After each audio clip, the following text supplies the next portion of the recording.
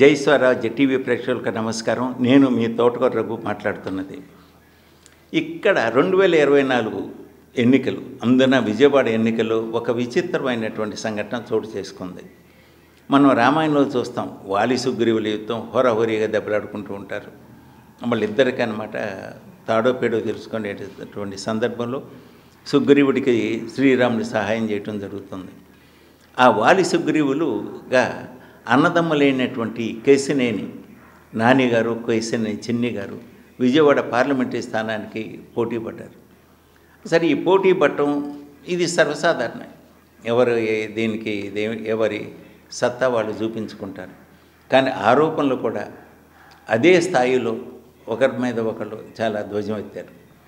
బహుశా ఈ ఇద్దరి మధ్య వీళ్ళ మేనల్లు అంగదుల్లాగమాట ఆయన కూడా అనమాట కాంగ్రెస్ పార్టీ అభ్యర్థిగా కూడా రంగప్రవేశం చేశారు.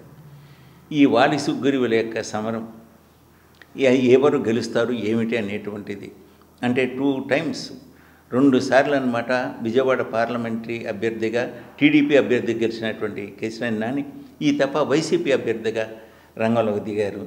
ఆయన తమ్ముడు చిన్ని అంటే ఆయన ఏమన్నా టీడీపీ అభ్యర్థిగా పోటీ చేస్తున్నారు. ఈ యొక్క త్వరలోనే ఈ వాలి సుగ్రీవుల యొక్క యుద్ధానికి ఒక ముగింపు ఫినిషింగ్ కార్డ్ అంటే విజేత ఎవరు అనేటువంటిది డిసైడ్ అవుద్ది.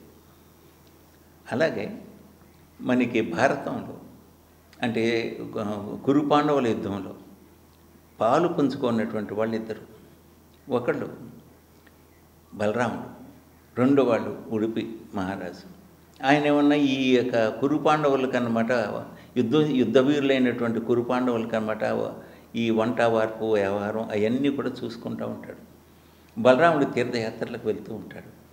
అట్లాగే ఈ 24 ఎన్నికల్లో ఒక జగన్మోహన్ రెడ్డి అంటే తోబుట్టులైన జగన్మోహన్ రెడ్డి, షర్మిల వీళ్ళిద్దరూ ఒకే అంటే ఒకళ్ళు ఏమన్నా పార్లమెంట్ స్థానానికి, ఒకళ్ళు ఏమన్నా అసెంబ్లీ స్థానానికి పులివెందుల నుంచే పోటీ చేస్తున్నారు.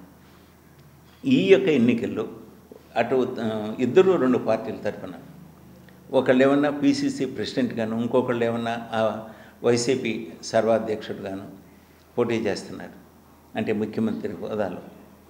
ఈ ఇద్దరు మధ్యలో అనమాట ఎటువైపు కూడా అనమాట ఆ యొక్క ఈ సమయంలో ఈ యొక్క ఎన్నికల వాతావరణంలో ఆవిడ విదేశీయానానికి వెళ్ళిపోయారు. కానీ ఆఖరి నిమిషంలో కూతుర్ని సపోర్ట్ చేస్తూ కూతుర్ని పార్లమెంట్కి అనమాట ఎంపిక చేసుకోమని చెప్పేసి ఒక సందేశం మాత్రం పంపారు. ఒక బలరాముడు అంటే కురుక్షేత్ర సంగ్రామం చివరిలోకి వచ్చినప్పుడు ఆఖరి ఘట్టంలో మళ్ళీ రీఎంట్రీ ఇస్తారు. అట్లాగే ఈవిడ కూడా ఒక మెసేజ్ ద్వారా రీఎంట్రీ ఇచ్చారు. చాలా యాదృచ్ఛికంగా ఉంటాయి. ఏది మన పురాణాల్లో జరిగిన సంఘటనలు ఇప్పుడు యథార్థ సంఘటనలకే. చూద్దాం రేపు ఎన్నికల యొక్క విజేత ఎవరు.